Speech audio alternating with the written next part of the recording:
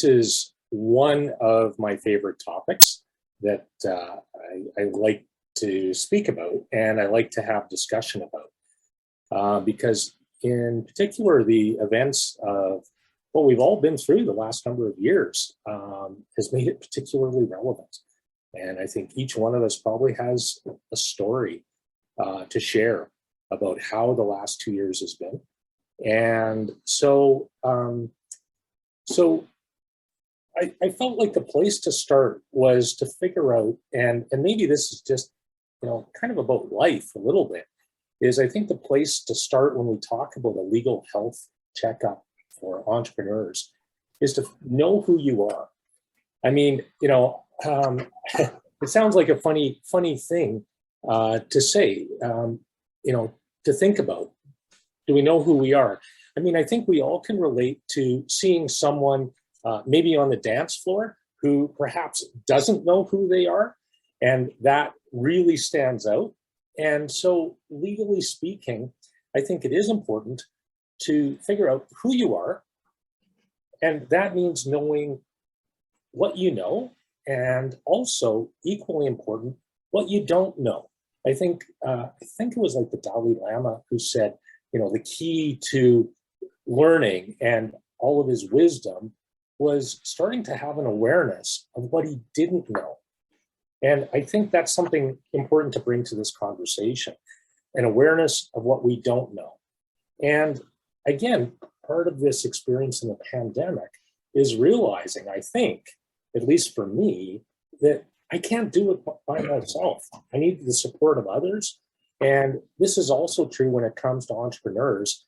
And you can't just figure it out all yourself. You need the support of professional advisors, accounting, legal, banking, potentially other other professional advisors to support you and help identify the issues and navigate through it. Now, obviously, when we talk about bringing in support, and when we talk about knowing who you are, an alignment of values, core values, really becomes important. We're talking about things like character. We're talking about things like integrity. We're talking about even the value of realizing why you would want to have a legal checkup. I don't think we can necessarily assume that obviously everybody has those values. And even in talking about it, there's a core value that I thought was important, and it's the idea and concept of proactively discussing or addressing some of these issues as opposed to reactively after the fact. By definition, right? Proactively means in advance, we're going to talk about what might happen and what our response might be. Reactive is, this has happened, now what the heck am I going to do? And that's a whole different conversation, right? And so why is a legal health checkup important? Well, when we're reacting, the events, the risks today affect profitability. And again, I'm sure that each one of you has a story in the last 2 years about something that happened. I mean, whether it's working from home, a shutdown, supply chain issues, so much these days has affected profitability. There's another reason too, and that relates to asset protection. When we have such instability in the marketplace, whether, again, all the issues I just described, even the financial instability of our customers, our suppliers, the financial institutions, it all impacts us. And that uncertainty, at the very best, I mean, uncertainty can lead to litigation, which obviously is very expensive and very, the worst possible results. Right? But even just common uncertainty, even if you can navigate through it, stressful. It's stressful at the very best of times, and that's something that, if possible, we want to avoid. Hey. So where do we start?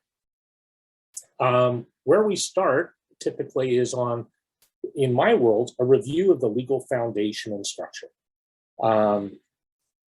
Quite frankly, as individuals, as people, and I'm a corporate lawyer, so this is not my area of expertise, but everyone should have up-to-date wills, estates documents. It's kind of fundamental in terms of coming out of a pandemic. And I don't mean that as a political statement, but if we're going to talk about uncertainty, let's have a strong foundation so that we know what will happen if certain, hopefully, things don't happen, but we have certainty. In a business context, the next place in terms of a legal foundation is in terms of a corporation. If you're incorporated, looking at the minute book. If you're a partnership, it would be looking at the partnership agreement. If you're in a joint venture, it would be looking at the joint venture agreement. Those are foundation documents in my world, and those define the relationships. Those foundations should address the risks that you as entrepreneurs might face.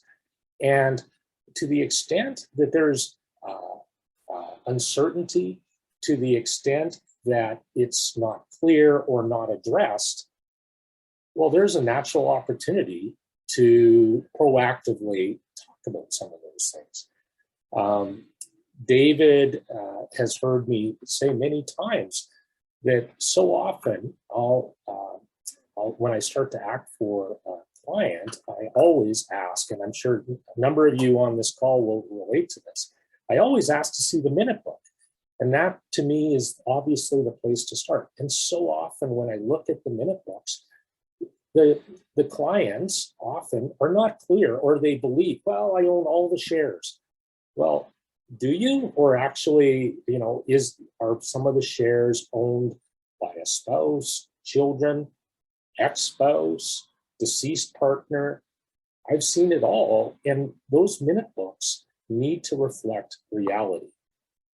Sometimes people get confused and they say, well, I went to a private registry and I changed I filed the document that they said that I should file.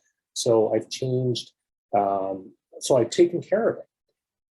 The reality is the registry, you can think of it like a sign out on the street that says, hey, if you look at this business, this is what's inside.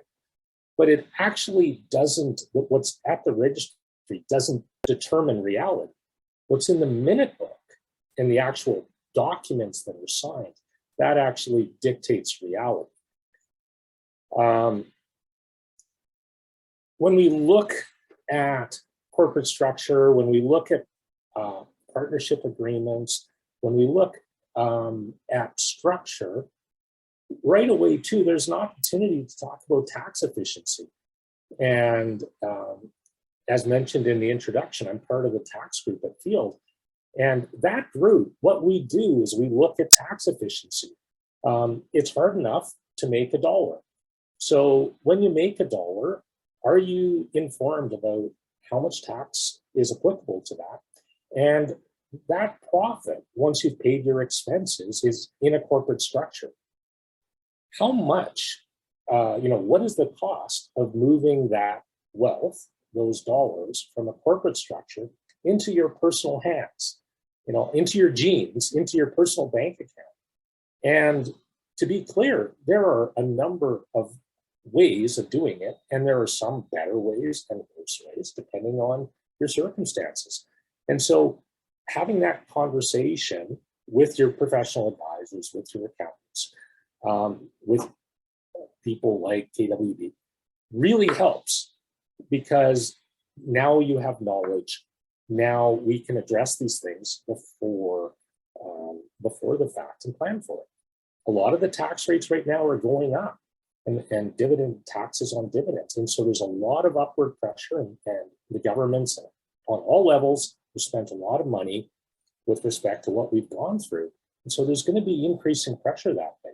And so I'm a big fan of educating yourself, identifying what the planning options are, and seeing if it makes sense for you. Another thing with the instability of what's happened is to consider asset protection. And we're going to talk about that a little bit more, or I'm going to talk about that a little bit more. But the idea of what's at risk, what assets do I own and who owns them, and what are the risks that might affect that ownership? Now, once we've looked at this foundation structure, the next thing is to look, I think, do a review of key internal relationships. And namely, those are, from a generic sense, your partners. Those are your shareholders. Those are your partners, your JV partners. Those are the people that you're in business with. And again, those agreements, if they're, first of all, do you have agreements? If you don't, again, there's a nice opportunity to improve your health from a legal perspective. A well-drafted agreement will address not just, and oftentimes people limit their minds and their understanding of these agreements to things that are in their control. So for example, I often hear from people, well, I'm in business with, my best friend, and we have a great relationship, and so we don't need an agreement. Or I'm in business with my, my brother and sister. Of course, that's all good. What I think sometimes the best agreements are ones that ironically gather dust on a shelf and never get read. And they don't need to, because the relationship is able to deal with whatever is going on that needs to be addressed. But these agreements go beyond what's in people's control. And that, I think, is a key thing that's often missed. It addresses things that are beyond your control. And examples of that, the obvious thing is if someone dies. But also other events that maybe aren't quite so dramatic. What happens if someone gets in an accident? What happens if someone goes through a divorce? Lots of people go through divorces these days. What happens if someone gets sued, unrelated to the business? And in my world, good people, honest people get sued. And for me, it's a reality. And so knowing, okay, so if this happens, what happens? And to me, that's a really, really critical idea. Other key internal relationships would involve employees and contractors. Do you actually have an employment agreement with your employees, with your contractors? Have you actually put your mind to confidentiality of your key business concepts? Have you put your mind to whether you should have like a restrictive covenant, a non-compete with your employees and contractors, so that if they leave, they don't compete or try to take your customers away? And that could be addressed through a non-solicitation agreement. These are all proactive things that can be discussed. And of course, after the fact, in a reactive setting where somebody leaves, a key person in your business leaves, the saying is the horse is out of the barn already. It's too late. And it doesn't mean there aren't some remedies, but now we're playing catch up. Now we're playing defense. And I was watching some of the hockey games last night, and it's amazing. If you're playing in the other team's zone, you don't get scored on, typically. The next general category that I think I would suggest is an important part of your legal health checkup would be reviewing your key external relationships, the relationships that are outside of your business. And those obviously are suppliers, distributors, it could be even customers, engagement letters. When you have a key customer, for example, sometimes, and again, I'm not trying to make a mountain out of a molehill, but if you're giving preferred pricing, if you're giving someone is very, very critical to your business, I think it's important to at least have a conversation about whether there's something that can be done in a comfortable way that is appropriate for the relationship. And again, sometimes people have this aversion that, agreements are cumbersome and they affect relationships negatively. In fact, my experience is the opposite. Sometimes having a well-drafted agreement can feel like a validation and acknowledgement of an important relationship.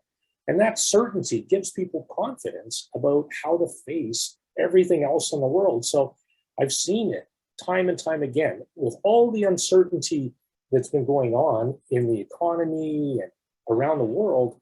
Some of my clients who have established key agreements to protect their customers or suppliers, those relationships have stood the test. They're not in doubt, they're not in jeopardy because there's already a clear understanding. And maybe it needs to get adjusted, but there's already some commitment and energy put towards that. Another area that a legal health checkup needs to look at is a review of your strategic assets from an asset protection perspective. Sometimes entrepreneurs, as you're starting off, and I think this is just natural, you incorporate and you start to put, you acquire certain pieces of equipment, valuable pieces of equipment, and you have it owned by your operating company. Maybe you start to acquire a property, a commercial property. And again, typically the path of least resistance is you put it in your operating company. If nothing else, perhaps as you operate your business, you're acquiring goodwill or valuable intellectual property. You're starting to establish a name for your business and your reputation.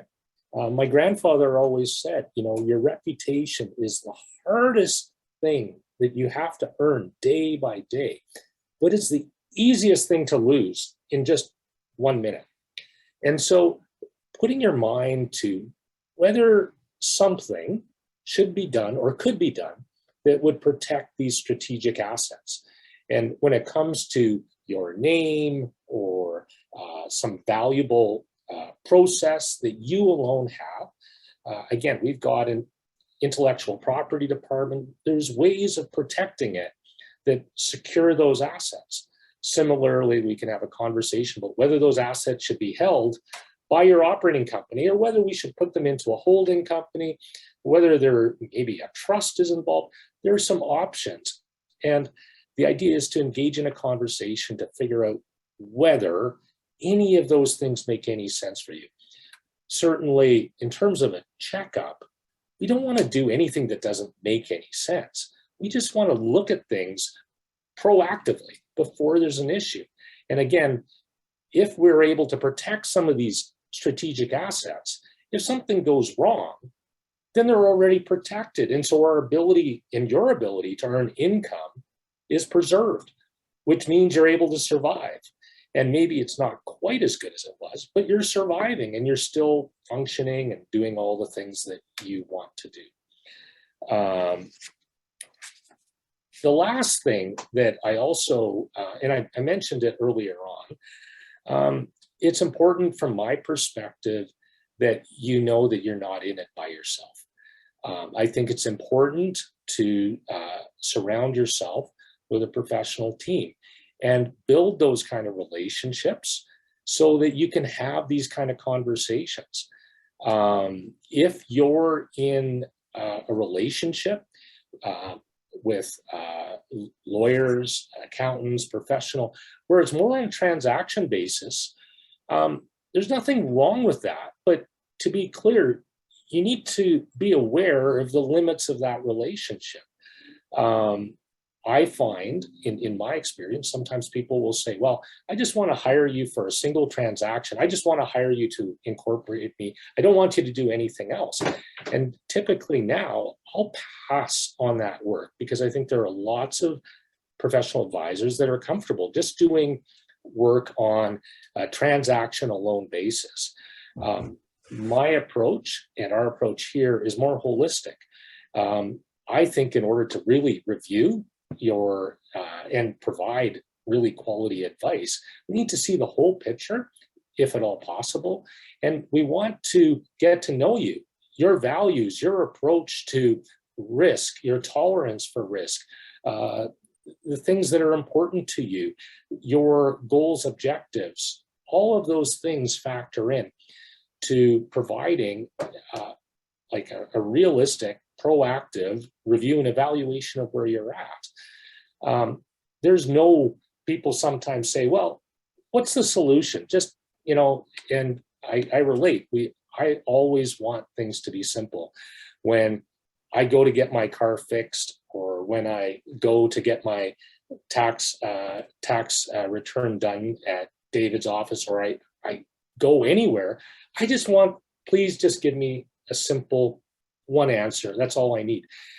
And unfortunately, the nature of these conversations, it's not a one size fits all plan. That's not possible. But there are lots of solutions, and the best result is when it's part of a process. And it doesn't just involve the lawyers, it needs to involve your whole professional team. And it needs to involve all of the key people in your world that you want to be part of that conversation. And that part is up to you. And then we can engage in a process, and that way provide some confidence and actually be able to say, yeah, we've now looked at all these key aspects, and here's your strengths. Here are some areas where you're a bit vulnerable, and this is how we've addressed it. And that hopefully brings people some peace of mind and some confidence and ability to make good choices moving forward. So anyways, I appreciate your time, and now I'm going to hand it back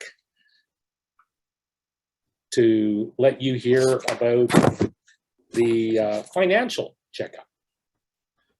Thanks, Lyndon. Before we move on to that, did anybody have any questions while it's fresh in your mind about any of the topics that Lyndon was covering? You can unmute yourself to ask or throw it in the chat, and if not, then we'll move on, and Alison will share her information on the financial checkup. Okay, sounds good. All right, so thanks for that, Lyndon. It was great.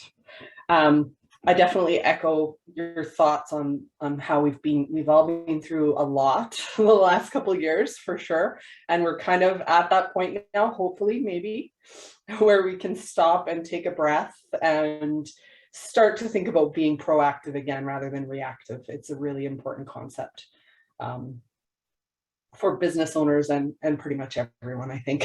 We've all been in reaction mode for the last 2 years, and now it's time to turn our minds back to being a little bit proactive. So paying attention to your business finances is an important part of maintaining a healthy business. So today we're going to talk about maintaining your financial books and records and how to use that information to make strong business decisions with regards to operations and effective tax planning. So moving on, the financial books and records of your are the foundation of your day-to-day business decisions. So many business owners put off their bookkeeping because it's time-consuming, daunting, and honestly, we hear a lot downright painful. So you can raise your hand if you feel pain when you think about having to do your books. This leaves the business owners with a huge job at year end when it comes to getting everything ready for us to prepare their tax returns. And more importantly, it leaves them really guessing throughout the year as to the financial situation of their business when it comes to making the day-to-day business decisions. Having accurate, reliable, and up-to-date financial records is just as important as ensuring that your business equipment is in good working order, for example. Just as you wouldn't wait until something breaks down before you perform annual maintenance on it or routine maintenance on it, you should never be leaving your bookkeeping until the last minute. Next. QuickBooks Online, affectionately also known as QBO, can be a great solution to take some of the pain out of that record keeping process that's necessary in your business. So it's a cloud-based accounting platform that syncs to over 450 apps to deal with things like document retention, payroll, invoicing, inventory, and a lot more. This kind of customization allows you to create a really comprehensive system that is perfect for your unique business. So just like us as individuals, everybody's business is a little bit different. So we can really customize a system that's going to work for you. Moving your books into the clouds has many benefits, including the ability to work from anywhere and access your financial information on the go. The program will connect to your bank and pull the transactions in automatically. And then you can take it a step further from that and set up bank rules so that you're not having to code each transaction, and the program automatically knows where to put that.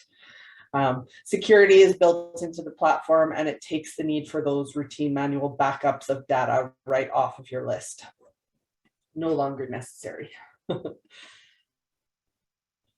Dext is the next one that I want to talk to you about. So Dext is one of those 450 apps that connects to QBO, and it's fantastic for helping to simplify your document retention process. So it digitally manages your receipts, bills, invoices, and all those documents that your business depends on in a secure cloud-based filing cabinet. So you can upload all of your documents to the program either via email or the app itself. And then sometimes you can have them fetched automatically. So bank statements or, bills that you can download online, the program can grab those automatically for you. So you snap pictures of your receipts on the go, and then you have them filed automatically and synced into QBO. So my next slide will show you a little bit of how that works. And Alison, once you've done this, there was a question about how does Dext differ from HubDoc. So maybe show them these couple of screens of Dext, and then you or I can address that as well. Sure. So this is a quick demo of kind of how it works, so you can see it in action. This is an expense transaction in QBO that's being posted from Dext. You can see in the lower left-hand corner, right-hand corner, I don't know which way I'm looking at it, down in the corner, you can see that the receipt is attached there in a PDF format. So anytime anyone wants to see what the backup is to this transaction, they can just drill right in there and see a PDF of the receipt itself. And then if we go to the next. So this is a screenshot out of Dext. So this is what it looks like from the Dext side of things. As you can see, the business owner in this case has snapped a picture of the receipt on their phone camera and sent it into Dext, either, like I said, via email or right through the app on their phone. The program then will automatically recognize all of the data from the picture. So it recognizes the fact that it's a receipt, it recognizes the date of purchase, who the supplier is, in this case it's Home Depot, the amount of the transaction, and it even recognizes how much GST is included in that total amount. And then it automatically also gives a suggestion based on history of how similar transactions have been dealt with, or the settings that the user has set up in Dext itself. So it's suggesting in this case that this should be categorized under purchases. And then the user would then have the opportunity to go in, kind of review all that. There's no data entry, they just need to look at it, either accept it as is, make any changes. Say we want to say, no, this one isn't purchases, this is repairs and maintenance. So you can change that and then hit accept, and it will grab it and take it right into QBO, where it's saved with the snapshot of the receipt itself. So you can see how this can have huge effect on kind of minimizing the amount of data entry you're doing. It really minimizes the opportunity for any data entry error. So, transposing numbers, making those small little mistakes that we as humans tend to do, especially when we're kind of on a roll and entering a bunch of things all at once. This takes a lot of that right out of the equation. So, David, do you want to speak to the difference between HubDoc and Dext? Yeah, sure. I can try, and if there's anything you'd like to add. So they're actually very similar. So there'd be apps in the same ecosystem in terms of their receipt capturing apps, that kind of thing.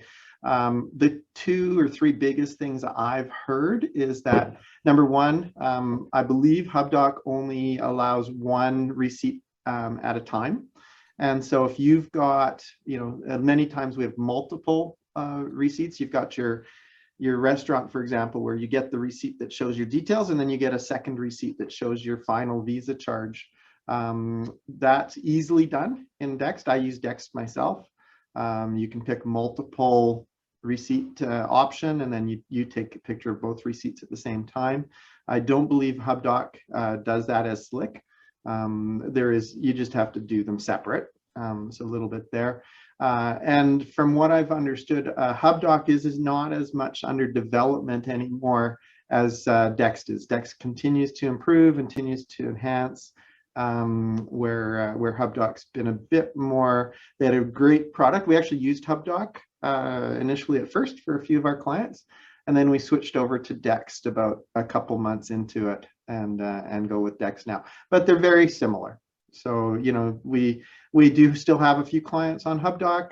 That's totally fine. We use that. It integrates nicely with QBO. We just find Dext is a little bit more seamless and easier to use.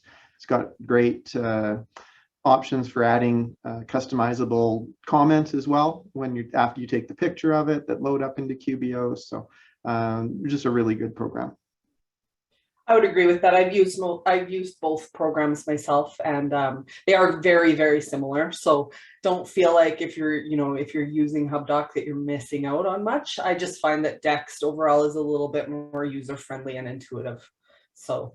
And then the other value is that for any of our clients that are in this space in cloud accounting, we provide the QBO and the Dext basically as part of your ongoing services. There's no extra charge for those. So whereas with HubDoc there is. So, yes, there was a question: is QBO QuickBooks Online? And yes, it is. Yes. QBO is kind of it's known by that as well, I guess, and it's kind of the shorthand that we use. So talking about data management, once your cloud accounting tools are set up properly and your bookkeeping is more automated and up to date, then you can start using that financial information to help you make those stronger business decisions throughout the year. Bookkeeping is definitely about more than simply recording those historical transactions, and leveraging tools like QuickBooks Online and Dext will take the stress out of reporting on the past and allow you to shift your focus again to establishing good habits in order to ensure the accuracy and usefulness of your information. So a few best practices here to keep in mind. Monthly reconciliation of all your bank and credit card accounts, of course, is important to make sure that you're capturing everything, reviewing your outstanding transactions to detect errors. So that's a pretty important one. We don't want something sitting outstanding in your bank account for months and months, because obviously it's not clearing for a reason, and we need to kind of go figure out what's going on and why that might be. Reviewing monthly your profit and loss and balance sheet reports for errors and omissions. So a lot of times looking at those things, you're the best person to be doing that as the owner of your business. You're the one that knows your business the best of anyone, and you're the one that can look at those reports. And once you get used to looking at them, it gets easier to kind of smoke out. Things will just start jumping out at you.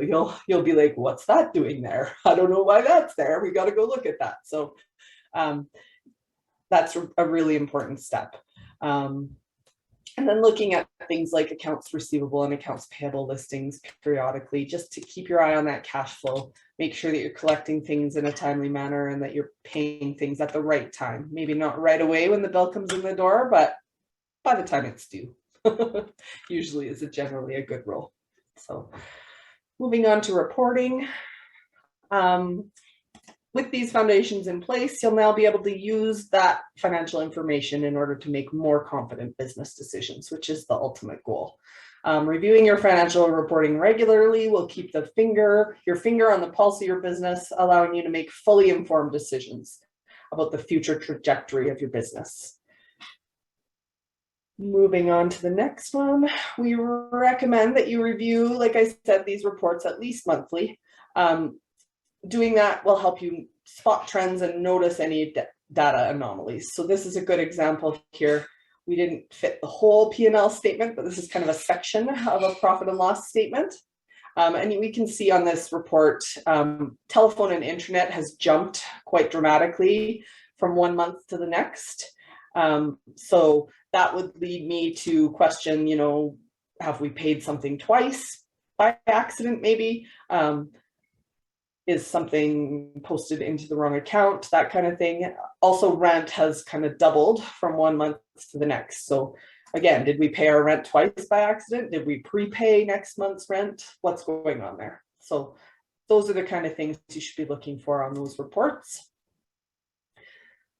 Moving into the next one, looking at some of these key numbers over time in your business can really be helpful and will allow you to spot trends and be prepared for things ahead of time. So looking at this graph of a cafe business, this is a graph of their revenues and their total expenses over a 4-year period. We can see in this business that revenues drop every late spring, early summer each year, but the expenses don't drop accordingly at the same time. In fact, the expenses seem to spike every 3 months, which is probably a recurring order that has to happen once a quarter. So is there something that we can do to smooth that revenue out? Maybe a promotion timed just right to bring in some extra revenue each year during that June, July dip. Planning for things like that ahead of time for cash flow purposes can really help weather the business through those small storms that might be coming down the path. So in this case, maybe the spike in revenue might line up at some point right after the drop, or sorry, the spike in expenses might line up right after the drop in revenue. And the business owner may need to be prepared for that and go to the bank and talk about having some extra financing in place to be able to cover things like their payroll and those kind of expenses that can't kind of be deferred.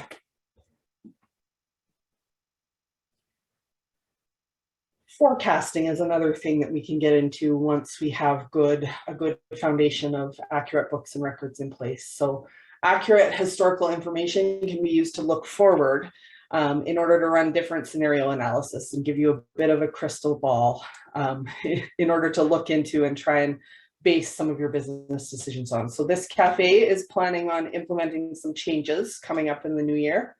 They're planning to hire an additional barista. They're going to buy some new equipment, a new oven and a new coffee machine. And they're also going to implement a new Instagram campaign. So using what we know about how the effect that similar decisions have had on the business in the past, we can then project forward and track, look at what the effect on revenue and also cash flow might be over the next few months. And that can be really useful information. The next slide shows the power of one, we call it. So sometimes really small changes can make quite a big difference in the bottom line of your business. So for this cafe, we're looking at a 1% reduction in the cost of goods, increases their cash flow by over $56,000 and increases their profit by just about $47,000. Increasing the number of days payable by just 1 day increases their cash flow by almost $13,000. So by doing this type of analysis, we can kind of help you focus in on what the most effective use of your time and energy is going to be. So once you've started reviewing your financial reporting on a regular basis, you'll have a great handle on your cash flow and what's available from your business to be drawing out of your business in order to compensate yourself for all the hard work that you've put in. When you pull funds out of your business, this can be considered one of 3 options. It can be a shareholder loan, it can be a salary, or it can be a dividend. Determining the most efficient tax strategy for you will depend on your unique circumstances. So taking a loan from your company is possible if you intend to repay those funds over time. This can be a useful strategy if there's excess cash in the business and you only need to draw it out over a temporary time frame. The business would need to charge you interest at a reasonable rate over the time that you've taken the funds out, and it would need to be repaid by the end of the following fiscal year from when you drew it out. Moving on to salaries.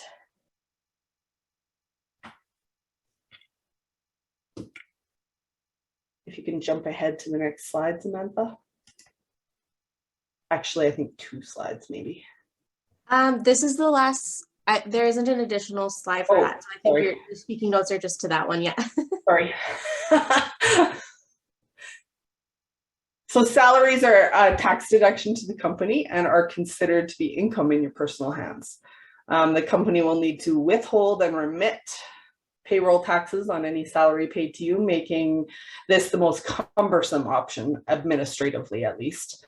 In order to be paid a salary from your company, you need to be able to demonstrate that the work you performed to earn that income is reasonable, that you're receiving reasonable compensation for your work. So caution should be exercised in this case when you're paying different related people like kids or spouses that may have less to do with the day-to-day running of the business, but we can always help you determine what a reasonable salary might be for different people that you might be considering paying a salary to. Dividends, the final category, are paid from after-tax earnings in the company. So they can only be paid to shareholders of the company. So this goes back to Lyndon's point about how important it is to know who those shareholders are and have your minute book in order. Because the company has already paid corporate tax on those earnings, they're taxed at a lower rate in your hands personally. So the total tax burden, when you consider what the corporation paid plus what you pay personally on those dividends, will be similar to the overall tax you would pay on a salary. But dividends, the benefit there is that they are much simpler to administer throughout the year. There is a filing, a T5 that has to happen at the end of the year, but there's no monthly withholding and remitting of anything when it comes to dividends. So the other thing to consider with dividends is that they need to pass through a newer set of tax rules known as tax on split income, or you might hear it referred to as TOSI for short. And under these rules that were implemented a couple of years ago, the person receiving the dividends needs to be able to demonstrate that they're either active in the running of the business or they've taken on a significant burden of risk in order to kind of not earn, but deserve, I guess, would be maybe a better word, that rate of return on their dividends, on their shares. So if dividends are paid outside of those tax rules, then the highest rate of tax kicks in. So that's definitely something to kind of be aware of and be talking to somebody that knows those rules before you're paying out dividends. Now we will go to the next slide. So that's all I have for you on my financial side of things. And does anyone have any questions? Maybe let me just add one thing to what you were just talking about with the dividends or salaries too, is the other key thing that we often discuss, people trying to decide which approach seems to work for them, is that salaries result in Canada Pension Plan withholdings. And the company and the individual, so the individual has to have it deducted off their wage. The company has to match that. The limit this year is like $6,000 in total.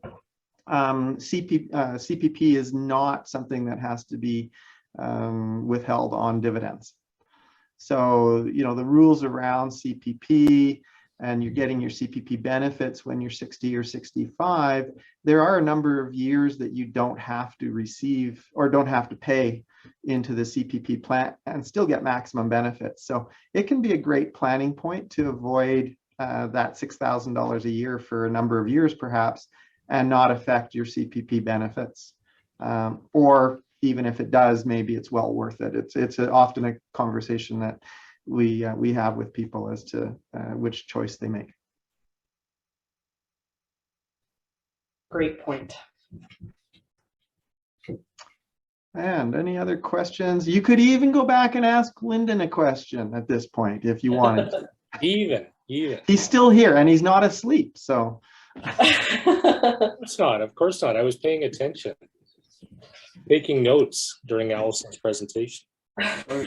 we do have 4 or 5 minutes before we were going to wind up. So if there is anything at all that you're thinking of that you want to ask on either the legal side or the accounting financial side, and it doesn't even have to necessarily be one of the things that were discussed in the presentation. If you had a different question, perhaps that can be addressed or answered as well.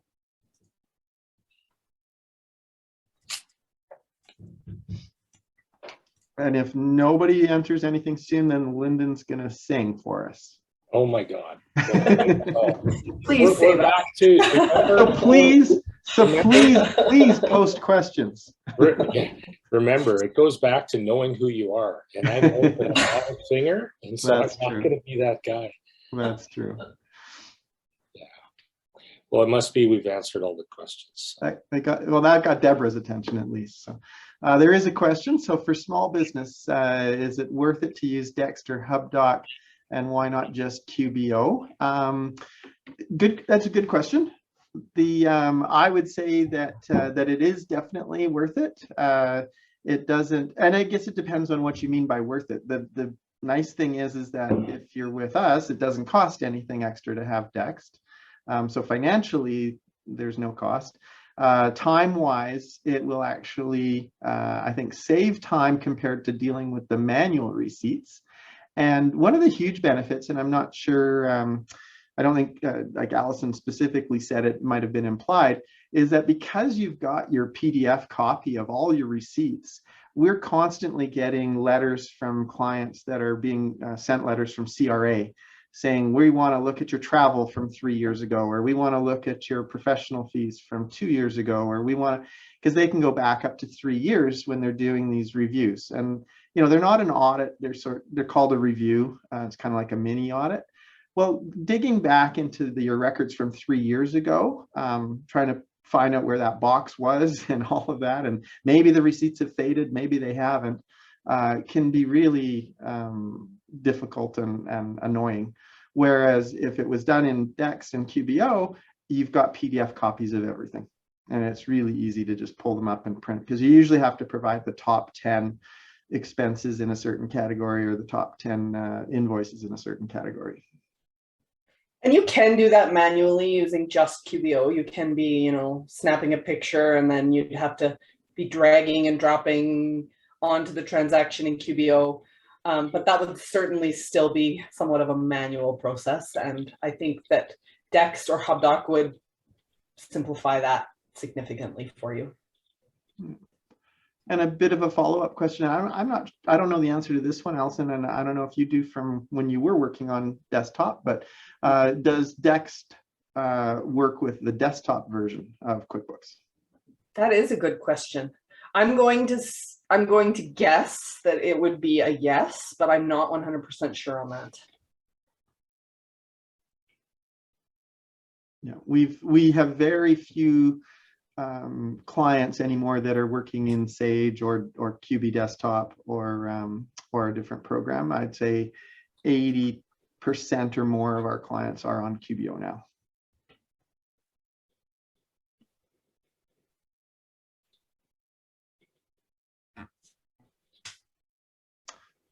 All right. If there's no further questions, I think we'd all like to thank you for joining us today. Hopefully you found it worth your time. You found some good takeaways. As Samantha mentioned, you know, if there's something that you wanted to come back to look, and otherwise, was there a question? No. Otherwise, you can always email us or give us a call, and either Field Law or KWB is more than happy to help you. Awesome. Have a great afternoon, everybody. Thanks for your time. Yeah.